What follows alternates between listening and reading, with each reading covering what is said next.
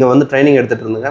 Training எடுக்கும்போதே வந்து நம்மளுக்கு இந்த ஃபீல்டை பற்றி சுத்தமாக தாட்டும் கிடையாது, என்ன ஐடியா கிடையாது, எப்படி ஓப்பன் பண்ணும் ஒரு மொபைலை எதுவுமே தெரியாது.